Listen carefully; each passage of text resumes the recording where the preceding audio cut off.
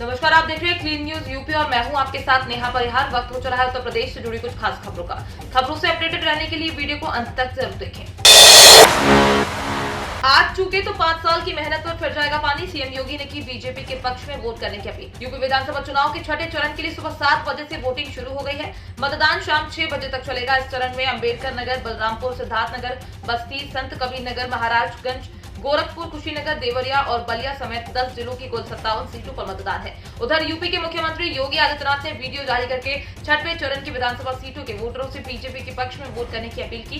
CM योगी ने मतदाताओं से अपनी सरकार की उपलब्धियां गिनाई और कहा कि इस बार मतदाताओं को चूकना नहीं है।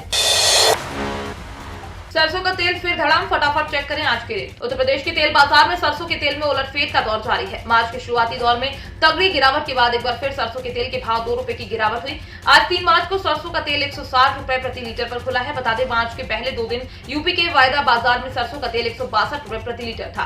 हालांकि कुछ महीने पहले ही यूपी में सरसों का तेल 210 रुपए तक पहुंच गया था। इसके मुकाबले 3 मार्च को सरसों के तेल का भाव पूरे 50 रुपए कम है। जबकि पिछले माह फरवरी की बात करें तो सरसों का तेल 150 रुपए के न्यूनतम स्तर और 171 रुपए के अधिकतम स्तर तक पहुंच गया था। वायदा बाजार के जानकारों का दावा है कि रूस और यूक्रेन युद्ध के चलते महंगाई की मार पड़ रही है।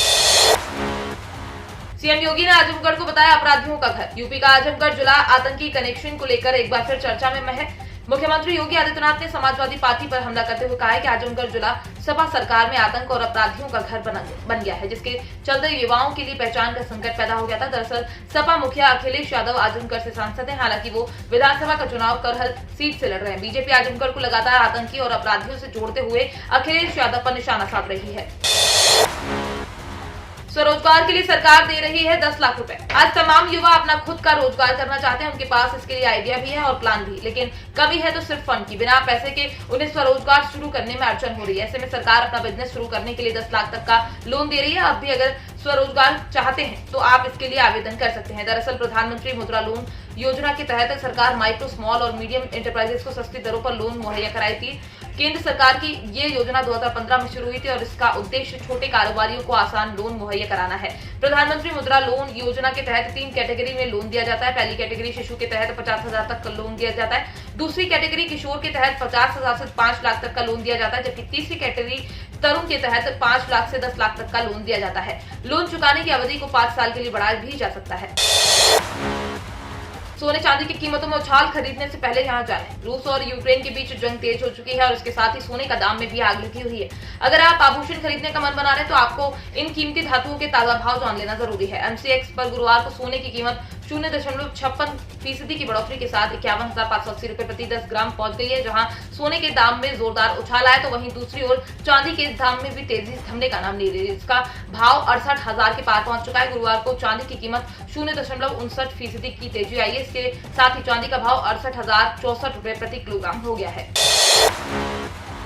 बाकी बिहारी जी की प्रकट स्थली पर होली की धूम। होली का नाम आते ही ब्रज में अलग ही उल्लास देखने को मिलता है। यहाँ के हर स्थान पर मंदिर होली अपना अलग ही महत्व रखती है। ब्रज के मंदिरों में परंपरा के अनुसार होली के आयोजन किए जा रहे हैं। भगवान बाकी बिहारी की प्रकट स्थली निधि वन में होली की मस्ती छाई हुई है। यहाँ भक्त रंगों से सराबोर हो रहे हैं और कह रहे हैं सब जगह होली या ब्रज हो रहा।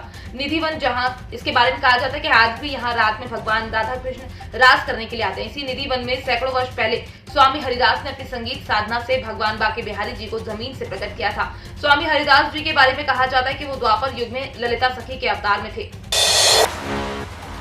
कानपुर में पानी की फिर होगी किल्लत। कानपुर में फीडर लाइन में लीकेज होने के चलते Ganga barrage water treatment plant का कल से 3 दिन के लिए बंद किया जा रहा है। 4 मार्च से 6 मार्च तक बैराज प्लांट में 4.5 करोड़ लीटर पानी की सप्लाई प्रभावित रहेगी। इससे इंदिरा नगर, विकास नगर, दयानंद विहार समेत 9 इलाकों में 5 लाख आबादी को पानी नहीं मिल सकेगा। इंदिरा नगर, विकास नगर, पनकी आवास विकास योजना 1 से 3, रतनपुर, दयानंद विहार सहित अन्य एरिया में पानी की आपूर्ति बंद रहेगी। आगरा यूनिवर्सिटी में आज से पीएचडी के लिए आवेदन। डॉक्टर भीमराव अंबेडकर यूनिवर्सिटी में आज से पीएचडी के लिए आवेदन शुरू हो गया। यूनिवर्सिटी इस बार 51 विषयों के लिए आवेदन स्वीकार करेगा। पीएचडी प्रवेश परीक्षा के आवेदन के लिए अभ्यर्थियों को 2,000 रुपए शुल्क देना होगा। यूनिवर्सिटी पूरी प्रक्रिया को ऑनलाइन कराएगा। डॉक्टर भीमराव अंबेडकर विश्वविद्यालय द्वारा 4 साल बाद पीएचडी की प्रवेश परीक्षा कराई जाएगी। सत्र 2018 में पीएचडी की प्रवेश परीक्षा कराई गई थी। इसके बाद से विश्वविद्यालय सत्र 2021-22 के लिए प्रवेश परीक्षा करा रहा है। आगरा विश्वविद्यालय के जनसंपर्क अधिकारी प्रोफेसर प्रदीप श्रीधर के अनुसार पूर्व निर्धारित कार्यक्रम के अनुसार शोध करने के इच्छुक छात्र 3 मार्च से ऑनलाइन आवेदन कर सकेंगे। केंद्रीय कर्मचारियों को मिल सकता है 4,500 रुपए का फायदा, बस करना होगा ये काम। केंद्रीय कर्मचारियों के लिए जल्द ही कई बड़ी घोषणाएं होने वाली है। केंद्र सरकार मौजूदा महीनों में ही कर्मचारियों का महंगाई भत्ता जारी कर सकती है। इसके अलावा कर्मचारियों का बकाया डीए एरियर भी इसी महीने जारी किया जा सकता है। कर्मचारी मार्च के महीने में अपना चिल्ड्रन एजुकेशन अलाउंस भी क्लेम कर सकते हैं। इस क्लेम करने की आखिरी तारीख 31 मार्च 2022 तय की गई है। केंद्रीय कर्मचारियों को अपने बच्चे की पढ़ाई के लिए चिल्ड्रन एजुकेशन अलाउंस जारी किया जाता है। 7वें वेतन आयोग के तहत केंद्रीय कर्मचारियों को हर महीने 2,250 रुपए चिल्ड्रन एजुकेशन अलाउंस दिया जाता है। कोरोना के नए मामलों में गिरावट जारी, एक दिन में सामने आए 6,561 नए मामले, 142 लोगों की मौत। भारत में एक दिन में कोविड-19 के 6,561 नए मामले सामने आने के बाद देश में कोरोना वायरस के संक्रमितों की कुल संख्या बढ़कर 4,29,45,160 हो गई। वहीं उपचाराधीन मरीजों की संख्या घटकर 77,152 रह गई। देश में लगातार 25 दिन से संक्रमण में दैनिक मामलों में संख्या 1 लाख से कम बनी है। आंकड़ों के अनुसार संक्रमण की दैनिक दर 0.74% और साप्ताहिक दर 0.99% दर्ज की गई है। देश में अभी तक कुल 4,23,53,520 संक्रमण से मुक्त हो चुके हैं। कोविड-19 की मृत्यु दर 1.20% है।